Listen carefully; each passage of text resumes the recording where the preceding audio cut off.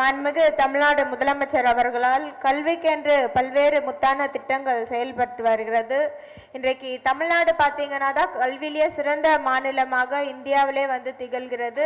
எத்தனையோ மாநிலங்களில் தமிழ்நாட்டை பார்த்து எஜுகேஷன் வைஸ் என்னென்ன ஸ்கீம்ஸ் டெவலப் பண்ணலாம், முக்கியமாக பெண் பிள்ளைங்களுக்கு எந்த மாதிரி கல்வியெல்லாம் ஊக்குவிக்கலாம் அப்படின்னு ஒரு முன்மாதிரியான மாநிலமாக இன்றைக்கு தமிழ்நாடு செயல்பட்டு வருகிறது. அதில் ஒரு திட்டமாக தான் இன்றைக்கு மடிக்கணினி வழங்கும் திட்டம் மாண்புமிகு முதலமைச்சர் அவர்களால் துவங்கப்பட்டு ஒவ்வொரு கல்லூரி மாணவர்களுக்கும் திட்டம் போய் சேர வேண்டும் என்று தெரிவித்திருக்கிறார்கள். ஒரு காலகட்டத்தில் படிப்புனா எப்படி இருந்ததுன்னா, ஒரு கேள்வி கேட்பாங்க, அந்த கேள்விக்கான பதில் நம்ம கொடுக்கறதா சூழல். எக்ஸாம்ஸ்லாம் ஒரு கொஸ்டின் வரும், அந்த கொஸ்டின்ஸ்க்கு நம்ம ஆன்சர் பண்ணுவோம். ஆனால் இன்னைக்கு நம்ம பதில் நம்ம கிட்ட இருக்கு, ஆனால் அது கேள்வி கேட்குற நிலையில தான் நம்ம இருக்கிறோம். ஏன்னா இன்னைக்கு ஏஐ டெக்னாலஜி அந்த அளவுக்கு டெவலப் ஆகியிருக்கு. ஸோ நம்ம ஒரு கேள்வி கேட்டால் மொத்த பதிலும் ஏஐ தருது. ஸோ எந்த அளவுக்கு நம்ம கேள்வி கேட்கணும் அப்படின்றது தான் நம்மளுக்கு மாறுது. இன்னும் ஒரு 5 இயர்ஸில் எஜுகேஷன் சிஸ்டமே டோட்டலாக மாறக்கூடிய சூழல் இருக்கு. அதனால டெக்னாலஜி நம்மளுக்கு ரொம்ப ரொம்ப முக்கியம். அதனால ஒவ்வொரு மாணவர்களுக்குமே லேப்டாப் போய் சேரணும், டெக்னாலஜி வைஸும் அவங்க சவுண்ட் மைண்டடாக இருக்கணுன்ற வகையில் ஒவ்வொரு மாணவர்களுக்கும் இந்த மடிக்கணினி வழங்க இருக்கிறார்கள்.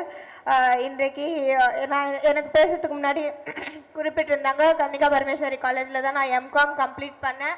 இன்றைக்கு அதே கல்லூரி மாணவர்களுக்கு இந்த இடத்துல லேப்டாப் கொடுக்குற வகையில் இன்றைக்கு மாண்புமிகு முதலமைச்சர் அவர்கள் பெண்களுக்கு எந்த அளவுக்கு முன்னுரிமை கொடுத்துருக்குறாங்க.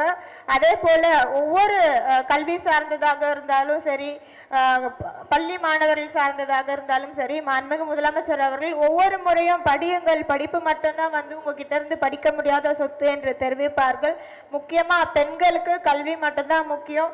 இன்றைக்கு நம்ம பேரண்ட்ஸ் டிபெண்ட்டாக இருப்போம், படிப்போம், நாளைக்கு கல்யாணம் ஆகி போவோம், ஹஸ்பண்ட் டிபெண்ட்டாக இருப்போம், இல்லை இன்லாஸ் ஃபேமிலியில் டிபெண்ட்டாக இருப்போம். அப்படி இல்லாமல் நம்ம சுயமாக நிற்கிறதுக்கு நம்மளுக்கு கல்வி மட்டும்தான் உதவும். அதே போல் ஃப்யூச்சரில் உங்கள் குழந்தைங்களுக்கும் நீங்கள் டெக்னாலஜி வைஸும் சவுண்ட் மைண்டடாக இருக்க கல்வி மட்டும்தான் உதவும் அப்படின்றது தெரிவித்துக் கொள்கிறேன். அதனால் நல்லா படியுங்க. இன்றைக்கு அனைத்து வகையிலுமே அரசு சார்பாக திட்டங்கள் பல்வேறு வகையில் வழங்கப்படுகிறது. முக்கியமாக இன்றைக்கு புதுமை பெண் திட்டம் என்ற ஒரு முத்தான திட்டத்தை மாண்புமிகு முதலமைச்சர் கொண்டு வந்திருக்காங்க. எத்தனையோ மாணவர்களுக்கு கல்வி ஸ்கூல் டேஸோட கம்ப்ளீட் ஆகி 12th அப்புறம் ஹையர் எஜுகேஷன் படிக்க முடியாத ஃபினான்ஷியல் சிச்சுவேஷனுக்காக, ஃபேமிலி சிச்சுவேஷனுக்காக, ஏர்லி மேரேஜ்னால நிறைய பேர் காலேஜ் போக முடியாத சூழல் இருக்கு. ஆனால் இன்றைக்கு அதை மாற்றி 5 இயர்ஸ் டிஸ்கண்டினியூ பண்ணவங்க, 10 வருஷம் டிஸ்கண்டினியூ பண்ணவங்க, ஏன் தன்னோட பையனோட கூட ஒரு பேரண்ட் காலேஜ் படிக்கக்கூடிய சூழல் இன்றைக்கு நம்ம தமிழ்நாட்டில் உருவாகி இருக்கு. அதனால எல்லாருமே நல்லா படிங்க. இன்னைக்கு லேப்டாப் பெறக்கூடிய இருக்க ஒவ்வொரு மாணவர்களுக்கும் என்னுடைய மனமார்ந்த வாழ்த்துக்களை தெரிவித்துக்கிறேன். நன்றி.